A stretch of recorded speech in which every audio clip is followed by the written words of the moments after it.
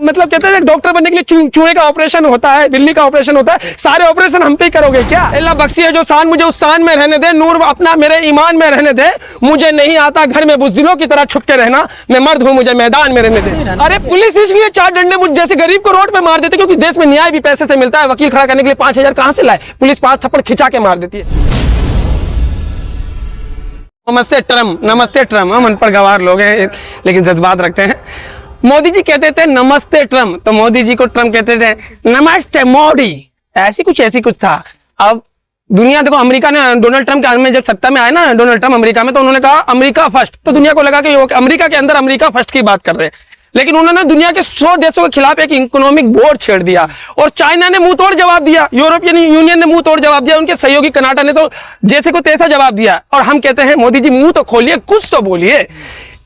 अगर इस तरीके के टैक्स से जो रिपोर्टें आप पत्रकारों के माध्यम से आ रही है, कहते हैं कि इस तरीके की व्यवस्था हो जाएगी कि नहीं तो नहीं कितने लोगों का रोजगार चले जाएगा, जिस तरीके की कंडीशन बन रही है। और सरकार रात के 1:30 बजे लोकसभा में बैठ के वक्त पे चर्चा कर रही थी और वक्त बिल पास कर रही थी। दुनिया आगे की तरफ बढ़ रही है। आप पत्रकार कुछ बोलते क्यों नहीं? दुनिया पता नहीं क्या कौन सा टैक्स अपने देश के अपने नागरिकों के हित में लगा रही है और ये कब्रिस्तान और ये खंगाल रहे अपने देश की गंगा जमुना नदियों को, मान रहे ना अपने। अरे इस देश की मेहनत का जरूरतमंद आबादी को क्या चाहिए कि आपसे अपेक्षा करते हैं एक अच्छे भविष्य के, अच्छे जीवन की अपेक्षा करते हैं कि आप भाई अच्छा स्वास्थ्य दो, रोजगार दो, कुछ ऐसा दो जिससे कि आपसे लोग प्रभावित हो। तो हम तो 52% लगाते हैं अमेरिका पर, हम तो 52% लगाते हैं टैरिफ अमेरिका पर। अमेरिका पे हम 52% लगाते हैं। बात सुनिए, हम अमेरिका पे 52% लगाते हैं, हमने वाजिबी लगाया। हमने दुनिया को हमेशा ये संदेश दिया कि हम दुनिया के साथ कदम से कदम मिला के चलने वाले लोग हैं। लेकिन आज डोनाल्ड ट्रम्प कुछ देशों पे तो बम फेंक रहे हैं और जहां बम नहीं फेंक रहे हैं वहां टैरिफ बम फेंक रहे हैं, लेकिन नीति एक ही है, समझ रहे हैं। लेकिन दुनिया उनका विरोध कर रही है। लेकिन हमारे प्रधानमंत्री जो कहते थे लाल लाल आंखें और जो कहते थे कि दुनिया में डंका बज रहा, उनके करोड़ों चाहने वाले मोदी जी के जो प्रेरणादायक हैं, जो उन्हें अपना आदर्श मानते हैं। अरे हम लोकतंत्र के मोदी जी ने बोला है ट्रम्प कुछ डील हुई होगी, तो हम कह तो रहे मोदी जी अपने दोस्त से बोलिए कि मुंह तो खोलिए, कुछ तो बोलिए, साफ देश बोल रहा है। अरे ऐसी इतनी खामोशी, कोई सन्नाटा है भाई? गब्बर आ रहा है भाई, डाकू आ रहा है क्या? कोई वक्त बिल के बारे में बोला है कि पारदर्शिता आएगी, ऐतिहासिक बिल पास हो गया है। अब तो देखिए मोदी जी ने, और आप तमाम पत्रकार हैं, मैं एक मुस्लिम गरीब नौजवान हूँ और साथ में एक भारतीय हूँ। मुस्लिम भी है, एक मुस्लिम हूँ। हर किसी का एक रिलीजन होता है, नेशन होता है, अपनी एक पहचान होती है और सबसे बड़ी पहचान हम भारतीय हैं। उसके बाद हम कुछ भी हूँ, मानते हैं ना। मोदी जी ने कहा इस बिल में कि करप्शन बहुत है। मुझे बता दीजिए अपने जमीन की कसम खा के, आप तमाम बड़े पत्रकार हैं इस देश के, कि देश के किस महकमे में जमीन से जुड़ा हुआ, हेल्थ से जुड़ा हुआ, पुलिस से जुड़ा हुआ, सेना को छोड़ के सब करप्ट है या नहीं है? बता दीजिए। अरे पुलिस इसलिए 4 डंडे मुझ जैसे गरीब को रोड पे मार देते क्योंकि देश में न्याय भी पैसे से मिलता है। वकील खड़ा करने के लिए 5000 कहां से लाए? पुलिस 5 थप्पड़ खिंचा के मार देती है। पता क्यों? कपड़े से पहचान के, कपड़े से पहचान के कि गरीब है, अगर मेरे खिलाफ जाएगा तो 5000 कहां से लाएगा?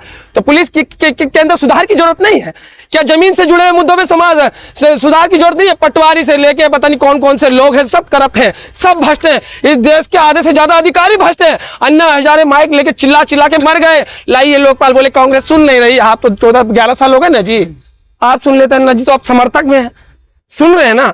पूरी तरह मोदी करप्ट है। तो लाई तो वक्फ बोर्ड बिल ले तो आई, और क्या? चलो लेके आई है। मोदी जी कह रहे, अरे मोदी जी सिर्फ वो काम करेंगे जहां से उनका एजेंडा सेट हो जाए। एजेंडे में नीतीश जी भी सेट हो गए, नायडू जी भी सेट हो गए और चिराग भी सेट हो गए और जयंत भी सेट हो गए। नीतीश की तो, और हम सबको जानते हैं और देश की जनता सबको जानती है, लोकतंत्र के मंदिर में खड़े होकर जब हम मतदान करेंगे तो जैसे बनाया वैसे खत्म कर देंगे इन लोगों को। मुल्ला भी हो गए, बता रहे पता। अच्छा एक बात बताइए, आप लोग देखिए मेल फीमेल सब हैं। माननीय मुख्यमंत्री योगी आदित्यनाथ जी ने एक शब्द लिया, भाई हम भगवान के हम बचपन में इसे गलत समझते थे, बोले कट मुल्ला। अरे इसकी समीक्षा करिए कि कौन सा शब्द है और ये किस पे लागू होता है। बड़ा अजीब सा लगता है जैसे भैया मुख्यमंत्री भी अश्लीलता पे उतारू है, ऐसा लगता है ना। मतलब अश्लीलता सी लगती ना। ये भगवान ऐसे सद्बुद्धि वाले लोगों को अगर मुझे देखना पड़े तो मुझे लगता है कल की जगह आज मौत आ जाए। अगर मेरे देश के हुक्मरान ही ऐसे होंगे तो आम जनमानस का क्या हाल होगा भाई? समर्थन में है, वक्फ बोर्ड के विरोध में है। देखिए मैं क्या कहता हूँ, अल्लाह जो बख्शी है शान मुझे उस शान में रहने दे, नूर अपना मेरे ईमान में रहने दे। गौर से सुनिएगा, अल्लाह बख्शी है जो शान मुझे उस शान में रहने दे, नूर अपना मेरे ईमान में रहने दे। मुझे नहीं आता घर में बुज़दिलों की तरह छुप के रहना, मैं मर्द हूँ, मुझे मैदान में रहने दे। इसका अर्थ यह है कि डॉक्टर राम मनोहर लोहिया कहते थे कि सड़कें खामोश हो जाएगी तो संसद आवारा हो जाएगी। हम संसद को आवारा नहीं होने देंगे, लास्ट टाइम तक लड़ेंगे, गांधी का दामन पकड़ के रहेंगे।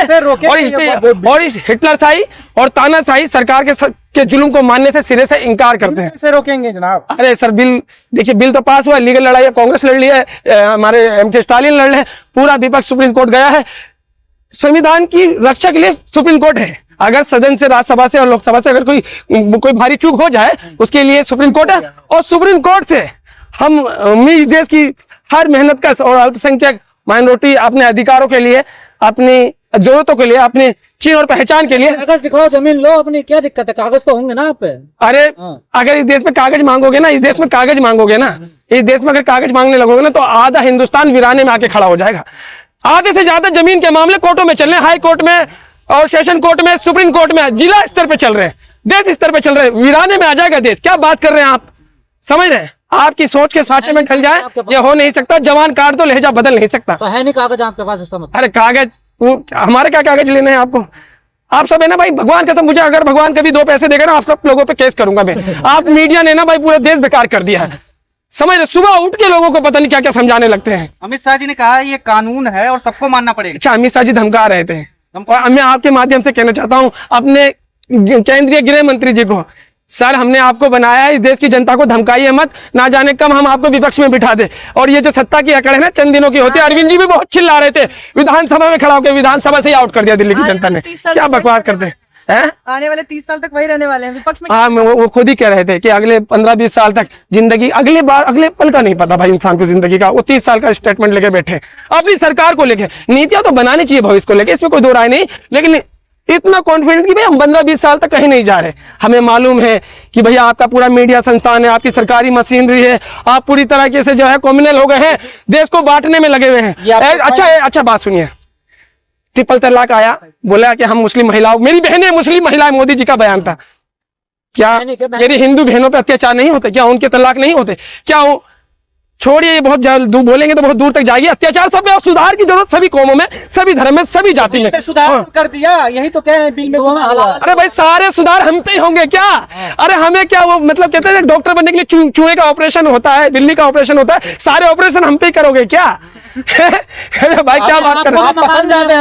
कब दे रहे हो मकान? ये तो देखो, देखिए अगर तुम्हें लगता है कि सरकार, अरे बात सुनिए दीदी, बात सुनिए, मैं तुम्हें बताता हूँ। सरकार कह रही है ना बार बार चिल्ला के, गरीब मुसलमानों के लिए ये बिल आया है और उनके जीवन में उत्थान के लिए आया है, सामाजिक आर्थिक तौर पे, है ना।